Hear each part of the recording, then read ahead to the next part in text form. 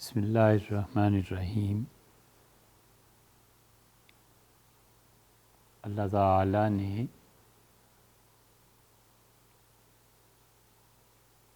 ایک چیز پیدا فرمائی ہے جس کا نام عقل ہے۔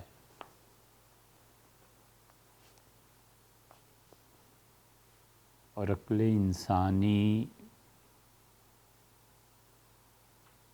انسان کے خود اپنے ارادے کے تحت ہوتی ہے۔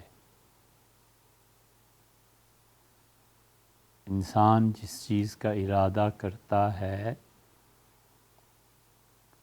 عقل اس کے لیے دلائل فراہم کرتی ہے۔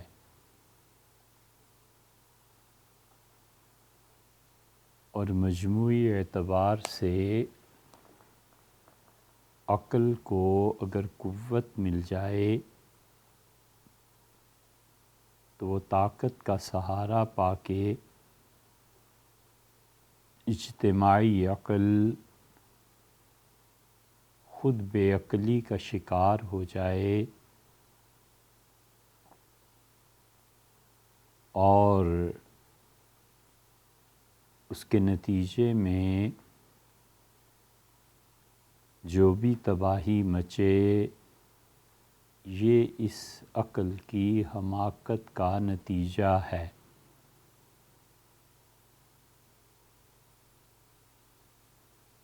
دنیا میں جتنے ازم اور جتنا الحاد ہے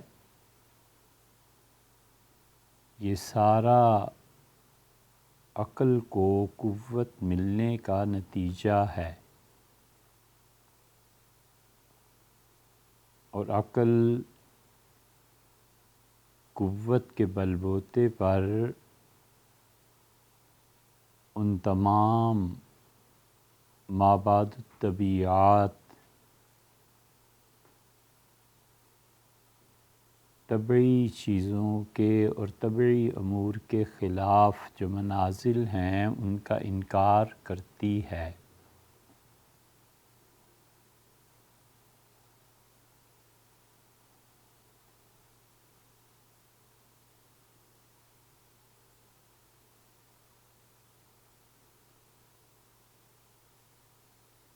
مابعد الطبیعات میں ہمیشہ انسان کی روح عروج کی طرف جاتی ہے اور طبیعات میں وہ پھیلاؤ کی طرف جاتی ہے۔ ہاریزونٹل اور ورٹیکل جو ترقیات ہوتی ہیں ان دونوں میں فرق ہے، اور جو اس فرق کو واضح نہیں کر سکتا یا سمجھتا نہیں ہے وہ ان تمام امور کو جہاں پر خبر کی تصدیق کرنی ہوتی ہے ٹھوکر کھا جاتا ہے۔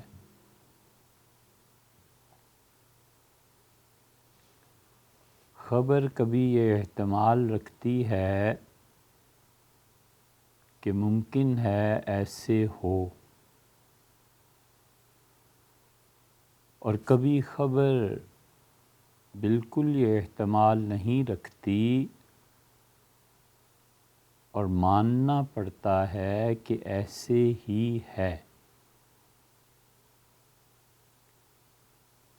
پانی ڈبوتا ہے،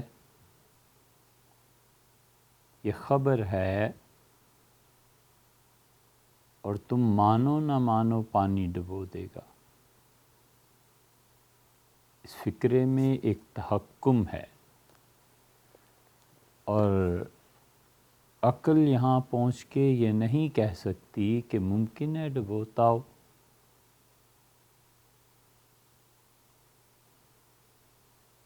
اور ایک چیز اللہ نے اور پیدا کی ہے اور وہ ہے عشق. اور عشق ایسی راہ ہے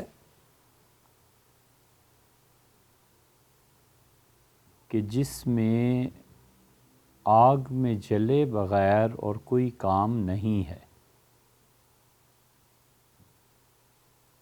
اس راہ کے مسافر ہر لمحہ آگ میں جلتے ہیں اور گہری سے گہری آگ کی تمنا میں رہتے ہیں. اور اس آگ کا کمال یہ ہے کہ اس کی ہر آنچ منزل ہے.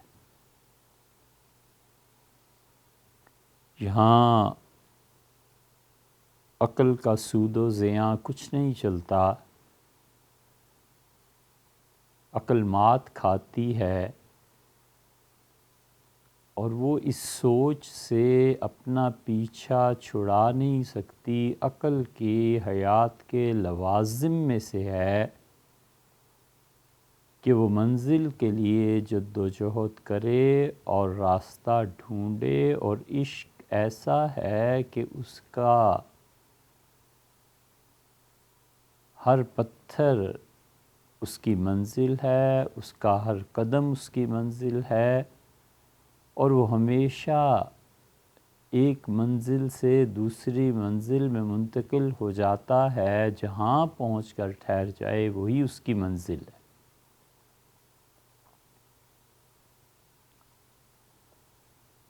علامہ اقبال نے جو کہا اس سے یہ فرق واضح ہوتا ہے. اور انہوں نے حکمت و شعر 3 اشعار کہے اور اس سارے فلسفے کو بند کر دیا اور کہا کہ بو علی اندر غبار ناقہ گم.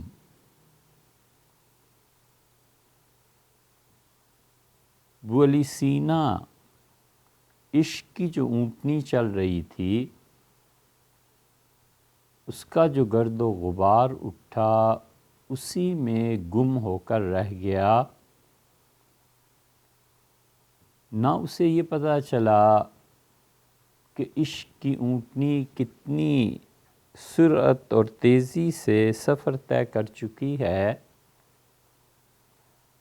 اور نہ اسے پتہ چلا کہ اس راہ میں جو گرد اٹھی ہے تو اس کی نظر دھندلا گئی ہے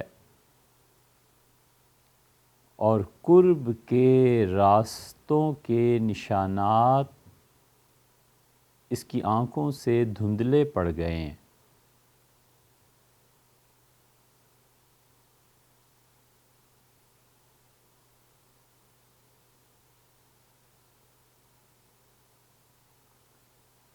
دست رومی پردہ محمل گرفت اور رومی کا ہاتھ جو عشق کا نمائندہ ہے وہ اصل معانی تک جا پہنچا.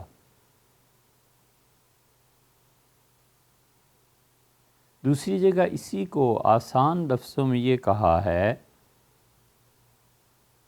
کہ غواص کو مطلب ہے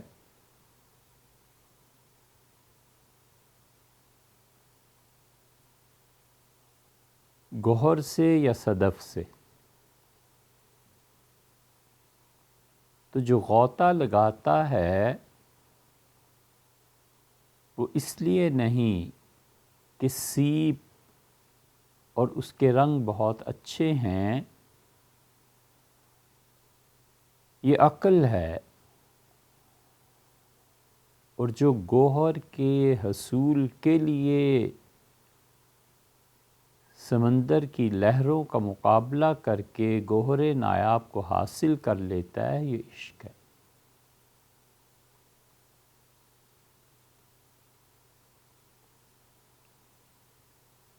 این فروتر رفت وتا گوہر رسید. رومی اس زندگی کے سمندر میں اترتا چلا گیا یہاں تک کہ اس نے ہیرے کو حاصل کر لیا. آں بگرداب چوخس منزل گرفت. اور وہ بیچارہ جو سمندر کا بھنور تھا اس بھنور میں تنکے کی مانند پھنس گیا اور وہ تنکا بھنور اس کو گھماتا رہا اور یہ بولی سینا اسے اپنی منزل سمجھ بیٹھا. رومی صاحب عشق اس بھنور سے کہیں گہرے سمندر میں ڈوبا اور اپنے اصل مقام تک پہنچا. معرفت الہیہ اس نے حاصل کی.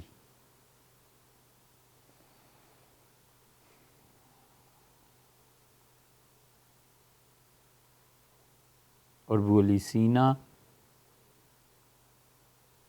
جس طرح تنکے کو بھنور اتنا عاجز اور مجبور اور جبر کر دیتا ہے کہ وہ اس گرداب سے نہ نکل سکے، یہ حال ہوا بولی سینا کا. عقل کا یہ حال ہے. حق اگر سوزے نہ دارد حکمت است. حقیقت اگر عشق میں نہ ڈوبی ہوئی ہو تو وہ فلسفہ ہے. کیونکہ فلسفی بہت سی چیزوں پر جن آراء کا اظہار کرتا ہے وہ محض سطحی اور گہرائی کے وجود سے خالی ہوتی ہیں.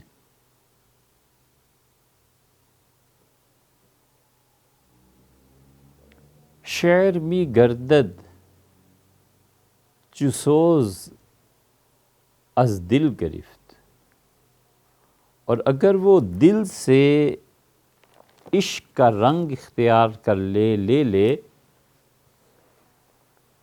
تو پھر شعر بن جاتا ہے. کیونکہ اشعار کے ذریعے وہ اپنے دل کی آگ کا اظہار بھی کرتا ہے اور اشعار کے ذریعے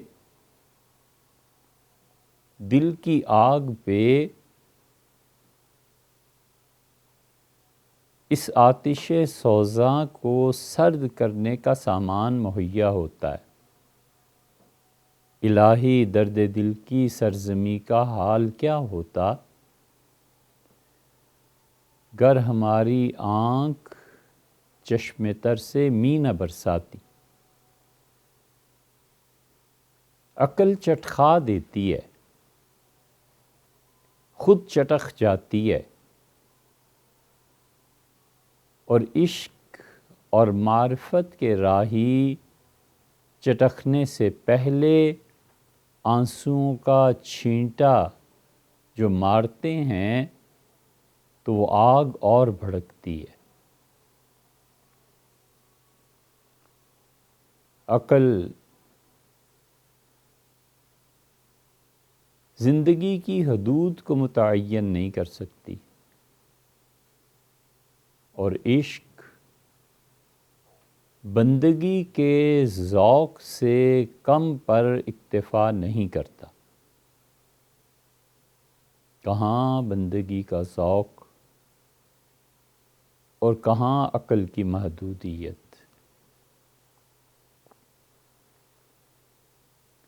دنیا کی کوئی زبان، کوئی لٹریچر جہاں تک معلوم ہے اللہ کے قرب اور معرفت کی اور اتنے بڑے حقائق پر اور ان مباحث پر مشتمل کوئی چیز نثر اور شاعری میں اپنے خزانے میں نہیں رکھتی، حتیٰ کہ مسلمانوں کی ساری تاریخ میں جو کچھ بھی لکھا گیا ہے اس سمیت جتنی تنہا مولانا روم کی مثنوی رکھتی ہے۔ دنیا کی کوئی شاعری، کوئی زبان، خود عربی اور فارسی اس جیسا کوئی متن نہیں رکھتی، اتنی لاجواب چیز ہے۔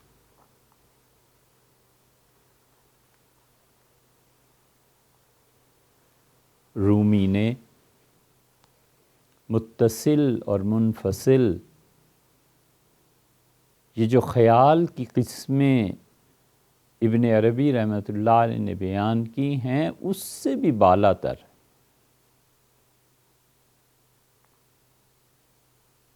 کوئی شعر لے لو،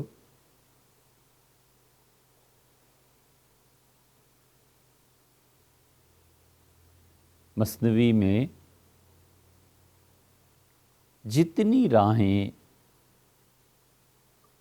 اور جتنا کچھ ہے وہ سب وحدت الوجود اور اس کا ایک ایک شعر وصال کی بات کو چھیڑتا ہے، اور اندر جو آگ ہے خود اس آگ کو آگ کھاتی ہے۔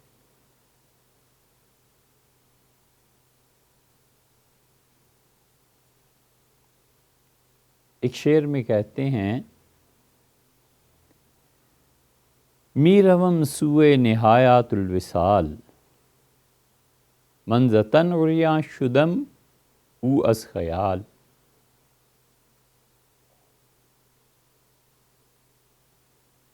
معرفت کی راہ میں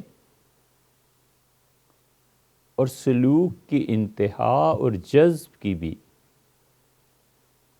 اس سے بڑا شعر شاید خود مثنوی میں بھی موجود نہ ہو۔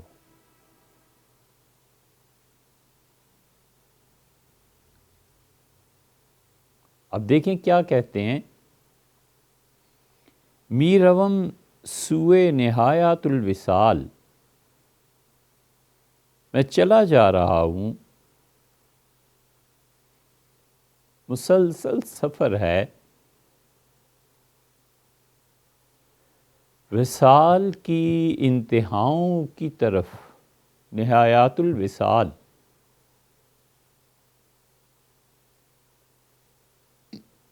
مسلسل سفر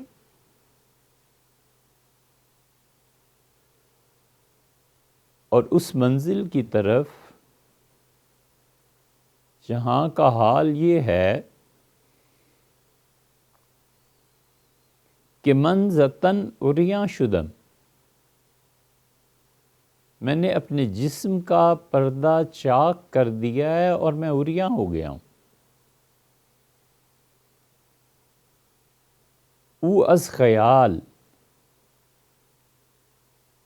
اور اس نے مجھ پہ ایسی ایسی چیزیں منکشف کی ہیں، وہ چیزیں اس نے مجھے دکھائی ہیں کہ میں اب اس جہان سے گزر کر اس جہان تک پہنچ گیا ہوں جہاں خود اس کے نام،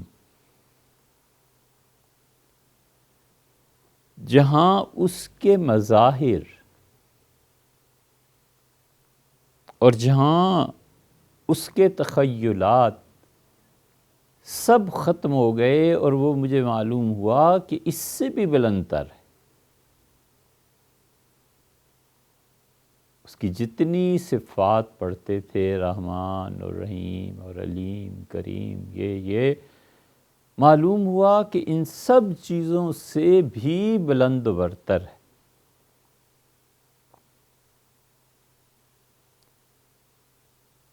میروم سوئے نہایات الوصال، میں چلا جا رہا ہوں وصال کی انتہاؤں کی طرف، اور میرا حال یہ ہے کہ اس چلنے میں من ز تن عریاں شدم، میں اپنے اس جسم سے پاک ہو گیا ہوں۔ او از خیال، اور وہ خیال سے بہت ماورا ہو گیا ہے. میں نے جو کچھ اس کے متعلق سوچا تھا، جب اس نے وہ جہان مجھ پہ کھولا تو مجھے معلوم ہوا کہ وہ اس سے بھی کہیں زیادہ آگے، کہیں زیادہ وراء الورا ثم وراء الورا ہے. اور یہ اس مقام تک پہنچ کے احساس ہوا کہ میں کچھ نہیں. بلندی نے مجھ پر یہ حالت ظاہر کی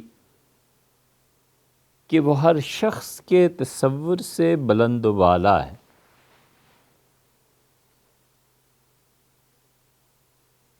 مکتوبات شریف میں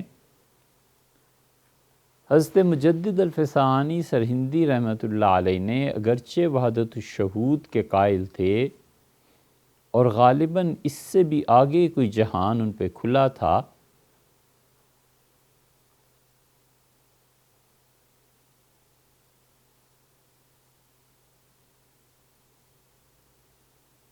بڑا زبردست جملہ تحریر فرمایا ہے. اور وہ کہتے ہیں کہ صوفی جو کچھ کے سوچتا ہے اور فلسفی جو عقل سے نتائج کو مستنبط کرتا ہے اور سالک جو کچھ خواب میں دیکھتا ہے، اللہ کی ذات اس سے نہایت بلند و بالا ہے. اور یہ انہی کی اصطلاح سمجھے تھے، لیکن جب حضرت سمنانی رحمۃ اللہ علیہ کی تصنیفات پڑھنے کا موقع ملا تو معلوم ہوا کہ یہ اصطلاح وہاں سے آئی ہے. حضرت مجدد الفسانی رحمۃ اللہ نے اپنے شیخ خواجہ باقی باللہ رحمۃ اللہ علیہ کو لکھا ہے کہ میں ان دنوں حضرت سمنانی رحمۃ اللہ علیہ کی کتابوں کو پڑھ رہا ہوں اور مجھے ان کی باتیں، ان کا فلسفہ، ان کا تصوف بہت پسند آیا.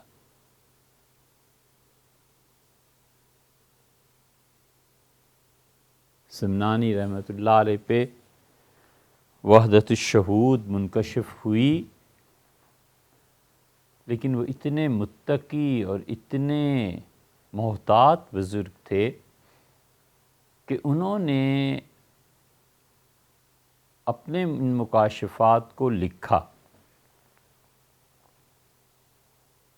اور اپنے خلفاء کے ذریعے ہندوستان بھیجا.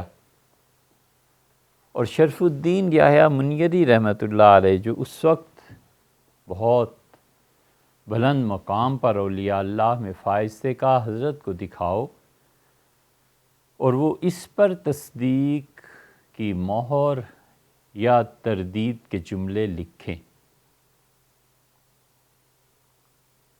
تو انہوں نے سب کچھ سنا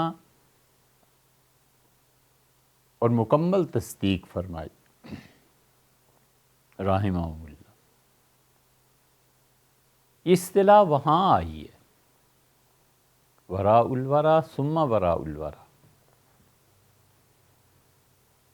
مولانا روم نے اس شعر میں جس چیز کا ذکر کیا ہے وہ یہی ہے کہ بلند ہونے کا حال، اور اس پہ میری حالت یہ ظاہر ہوئی کہ ذات باری تعالی ہر شخص کے تصور سے بہت بلند ہے. تو معرفت کا جو حال فلاسفہ دیکھتے تھے، میں اس حال سے گزرا ہوں. یہ رومی کا اپنا حال ہے، اور وہ کہتے ہیں کہ تم لوگ تو صرف سوچتے ہوگے، لیکن میں اس مرحلے سے گزرا ہوں اور جس کی طرف جا رہا ہوں وہ اللہ کی ذات معبود بھی ہے اور وہاں وحدت بھی ہے اور شہود بھی ہے. اور اس سے زیادہ ظاہر اور اس سے بڑا حاضر کوئی نہیں، اور اس سے زیادہ مخفی اور اس سے زیادہ غیب میں ہونے والا بھی کوئی نہیں۔ عالم الغیب والشہادہ، یہ وہ جگہ ہے جہاں رازی جیسا فلسفی پہنچ کے قرآن کریم کی تفسیر میں لکھ گیا ہے کہ قرآن کریم کی مشکل ترین آیات میں سے یہ ایک آیت ہے، هو الاول والآخر والظاہر والباطن۔ رازی اگر اس مقام سے گزرے ہوتے اور رازی نے معرفت خداوندی میں یہ درجہ پایا ہوتا تو وہ یہ ضرور لکھتے کہ یہی ماحصل ہے اور یہیں تک پہنچنا ہے، یہی زندگی ہے، اور یہ جہان ایسا ہے کہ اگر خدا قیامت تک کی زندگی دے دے تو ابدی زندگی بھی اس آگ میں جلنے کے لیے ناکافی ہے۔ اس لیے رومی وہ خود اپنے متعلق کہتے ہیں کہ وہ اس درجے سے گزرے ہیں کہ اللہ سے زیادہ حاضر کوئی نہیں اور خدا سے زیادہ غائب بھی کوئی نہیں، اور اللہ سے زیادہ ظاہر بھی کوئی نہیں اور اللہ سے زیادہ مخفی بھی کوئی نہیں۔ هو الاول والآخر والظاہر والباطن وهو بكل شيء علیم۔ اپنے صفات مبارکہ میں سے گویا سب سے بڑی صفت کا اظہار فرمایا اور کہا کہ ہم ہر چیز سے واقف ہیں، اور شے کو نکرہ لائے تو اس کا مطلب یہ ہوا کہ ادنا سے اعلیٰ کوئی چیز کائنات کی ایسی نہیں ہے جو ہماری نگاہ سے مخفی ہو۔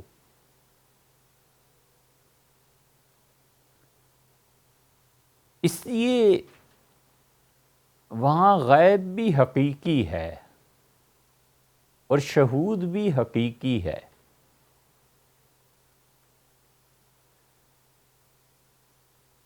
اور غیب اور شہود جب حقیقی بن جائیں تو اللہ کی بارگاہ کے علاوہ کوئی مقام ایسا نہیں ہے جس میں وہ حقیقی ہوں۔ اسی لیے کہتے ہیں می روم سوئے نہایات الوصال، میں مسلسل سفر کر رہا ہوں، اور کس راہ پر؟ اس راہ پہ جو وجود اور شہود کی راہیں ہیں، اور میں جا رہا ہوں وصال کی انتہاؤں کی طرف۔ وصال صوفیہ کی اصطلاح ہے، اور بہت سی اصطلاحات، ٹرمز اپنی اصل میں نہایت پاکیزہ، نہایت عمدہ، نہایت شستہ اور نہایت اعلیٰ ذہنی سطح کے لوگ کوائن کرتے ہیں، متعین کرتے ہیں، اچھے سینس میں یعنی گھڑتے ہیں، ٹیکسال ہے۔ گھڑنے کا مطلب جعلی نہیں ہے، وہ بناتے ہیں۔ ان کی اصطلاحات سکے کی طرح ضرب لگتی ہے اور ٹکسال سے برآمد ہوتی ہیں، اور ٹائم کے ساتھ ساتھ ان میں پھر پست ذہن لوگ ولگیرٹی پیدا کرتے ہیں۔ صوفیہ کے ہاں جو بہت بڑی اصطلاحات ہیں ان میں ایک وصال ہے، اور وہ جو وصال تھا اس کو جنس کی کثافت کے ساتھ منسلک کر دینے سے جو گراوٹ پیدا ہوئی ہے وہ ان کے وہم اور شعور میں بھی نہیں تھی، جو پست ذہنی سطح کے لوگ سوچ کے اس کی طرف جھکتے ہیں۔ شاعر جو شعر کہتا ہے، مصور جو تصویر کھینچتا ہے، اور موسیقار جب ساز کا انتخاب کرتا ہے تو یہ تینوں خود نہیں جانتے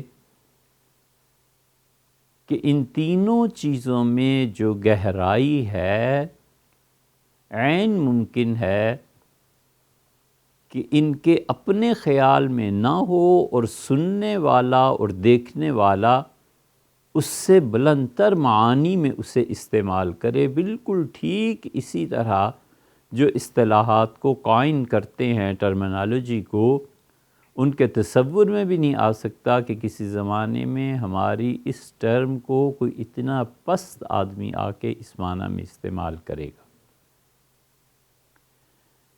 اس لیے وصال کی جو اصطلاح ہے مولانا نے جو کہی، موروم نے، وہ اصل میں کہنا یہ چاہتے ہیں کہ اللہ کا ایسا یقینی قرب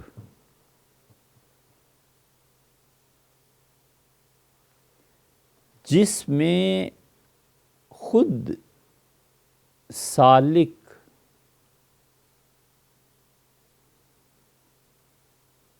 کوئی جواز نہیں رکھتا کہ خود اپنے آپ سے اتنا قریب ہو سکے، اپنے وجود کے قرب کے احساس سے بھی بلند تر۔ سالک جو وصال کے مرتبے اور مقام تک پہنچتا ہے تو اس کے لیے کوئی چیز اپنے وجود کا جواز نہیں رکھتی، اور اللہ اگر خیال میں ہے اس سالک کے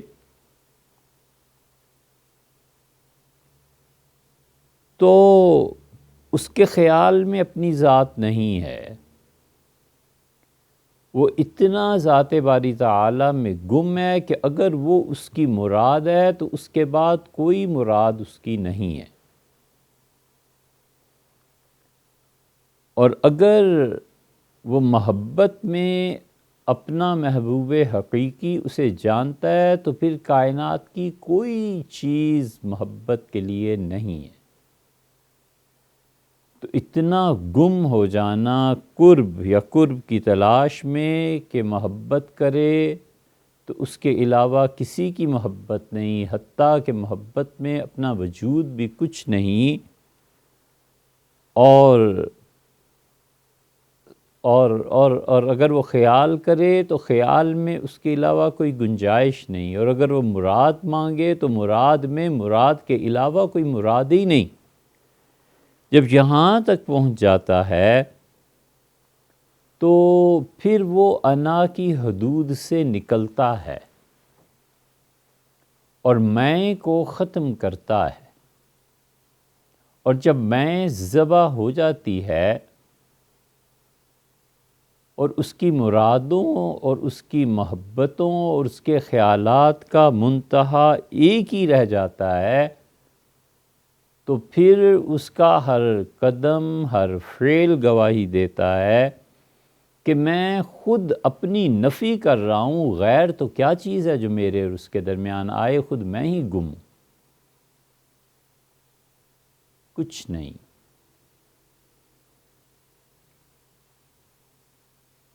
یہ وہ مقام ہے جس پہ حضرت گنگوئی رحمۃ اللہ علیہ نے اپنے مکتوبات میں کسی کو لکھا ہے کہ کہنا کہ میں ہوں یہ خود شرک در شرک ہے. ایسے جملے وہاں مل جائیں گے. اور بے مثل بادشاہ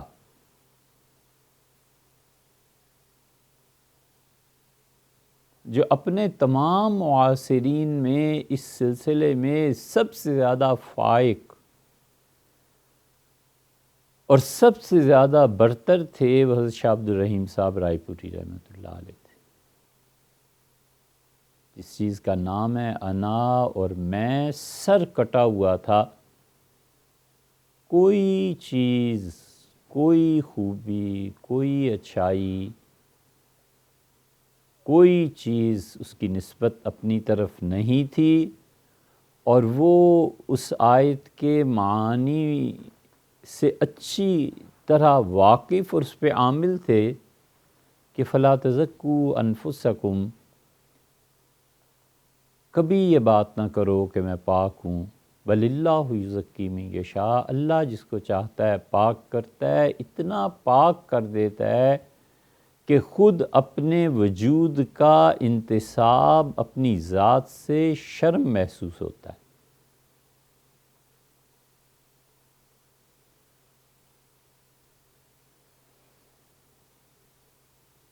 وصال کا یہ مقام اور مرتبہ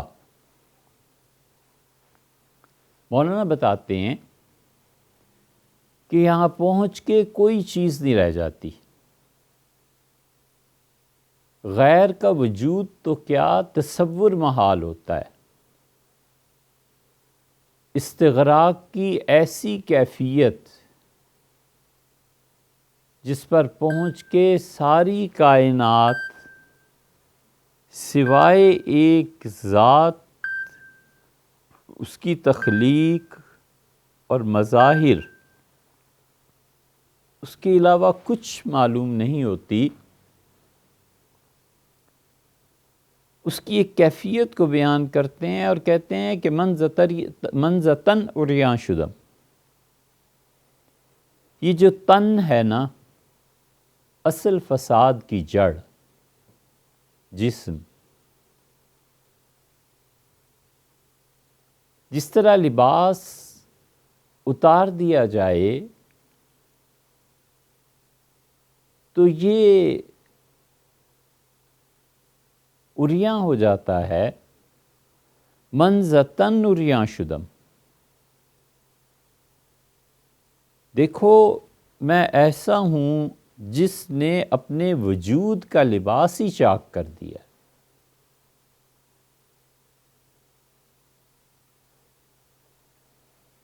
وجود کی حدود ہوتی ہیں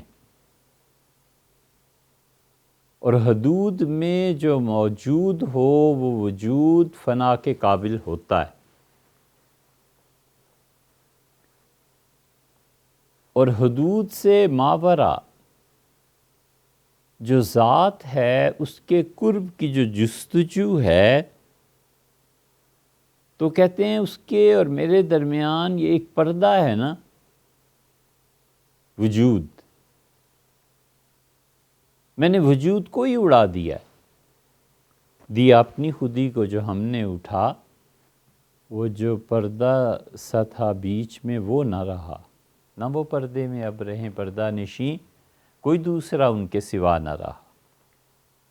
اس لیے وہ جو جسم تھا نا، پردہ، اس کو میں نے ہٹا دیا اور روح خالص اپنی اصل حالت میں آ گئی.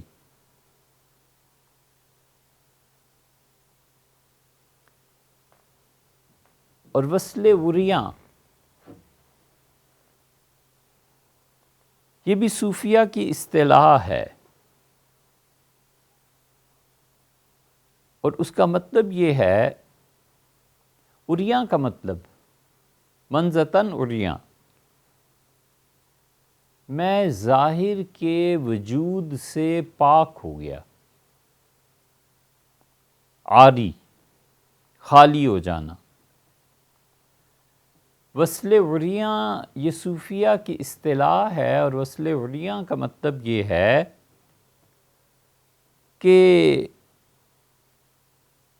اپنی یادداشت کے بغیر ذات الہی کا شعور قائم رہے۔ وصل عریاں جو ہے وہ اللہ کا ایسا شعور جو اپنی یادداشت کے علاوہ بھی قائم رہے۔ کوئی تکلف نہیں ہے کہ اللہ کو یاد کرے، کوئی چیز اسے بتانے والی نہیں ہے کہ اللہ ہے۔ وہ جو بغیر اپنی یادداشت کے سارے وجود پر مٹنے کا احساس اور یاد الہی کی بقا رہے، وہ ہے وصل عریاں۔ اور یہ جو وصل عریاں ہے، یعنی بغیر یادداشت کے باری تعالیٰ کو یاد رکھنا، تمام جذب اور سلوک کی آخری منزل یہی ہے بس۔ اس کے بعد کوئی منزل نہیں ہے، جو ہے سو اللہ کا فضل ہے۔ اس کے بعد کی جو منازل ہیں وہ خالصتاً عنایات الہیہ ہیں۔ آدمی اسی میں ترقی کرتا ہے، اور اسی میں پیر مرید سے بڑھ جاتا ہے، اور مرید پیر سے بڑھ جاتا ہے۔ اس شخص کو یہ مقام حاصل ہو جائے اور وہ اپنی انا کو اور اپنی یہ جو جسمانی قید ہے، میں، یہ سب سے کم درجہ ہے نا، سب سے گرا ہوا تشخص ہے نا کہ میں، جس شخص کو یہ مقام حاصل ہو جائے تو وہ خیال سے بھی ماورا اللہ کی ذات، جس پر یہ مقام کھل جائے، یہ تنزیہ ہے باری تعالیٰ کی۔ لیس کمثلہ شیء وہو السمیع البصیر۔ بس چلے تو اس آیت کریمہ کو بیت اللہ کے پردے میں بار بار بنائی کروائی جائے، لیس کمثلہ شیء وہو السمیع البصیر۔ سلوک کی آخری منزل۔ لیکن یہ ایک اور پہلو ہے، وگرنہ قرب الہی کی کوئی انتہا نہیں ہے، منازل کی کوئی انتہا نہیں ہے۔ اس لیے جو شخص سمجھتا ہے کہ اس کا سلوک مکمل ہو گیا، وہ خود نامکمل ہے۔ جو کہتا ہے کہ اسباق پورے ہو گئے تو اس نے سبق پڑھا ہی نہیں، پڑھا نہیں تو سیکھا کہاں سے؟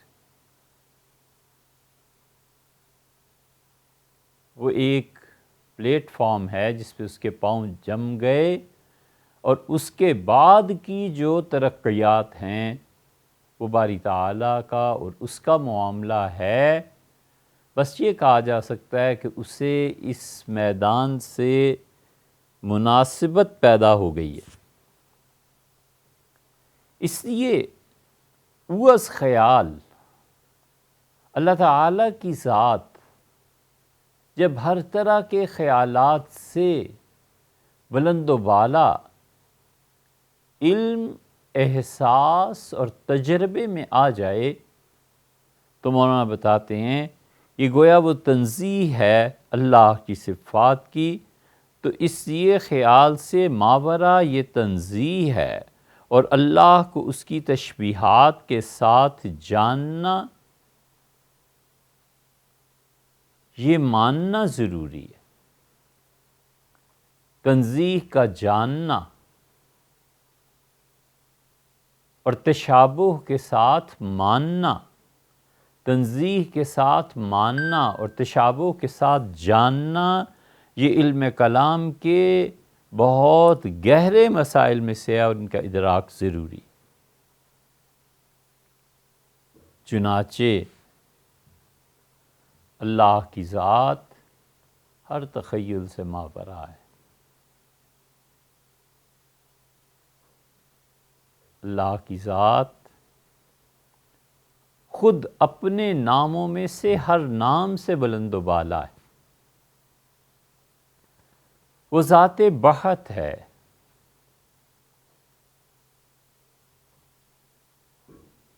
اور وہ یہ جو فرمایا نا کہ منزتن عریاں شدم او از خیال، خیال اصل میں کسی بھی چیز کا عکس جو ذہن پہ پڑتا ہے اس کو کہتے ہیں، بالکل ابتدائی مرحلے میں۔ پھر ذہن کے عکس کو جو خیال کا پہلا درجہ ہے وہ مرتسم کرتا ہے مصور،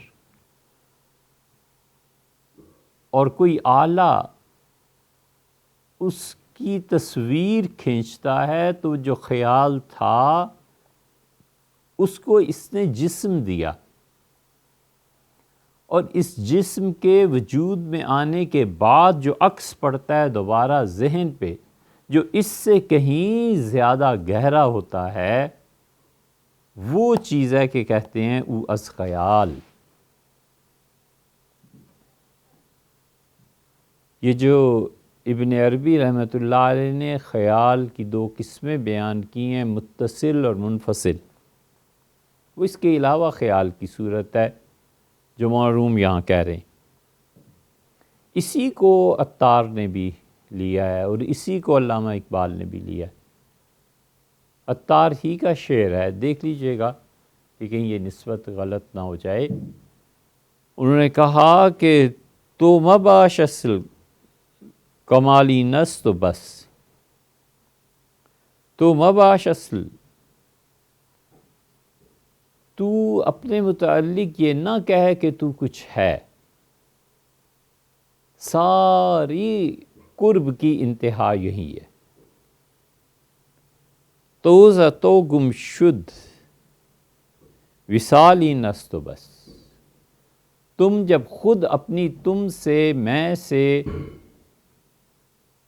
اور ان ساری نسبتوں سے اپنے آپ کو فراموش کر دو گے تو یہی اس ذات کا وصال ہے اور بس، اس سے آگے کوئی چیز نہیں۔ ہاں، ایک جہان ہے حیرت کا، اس لیے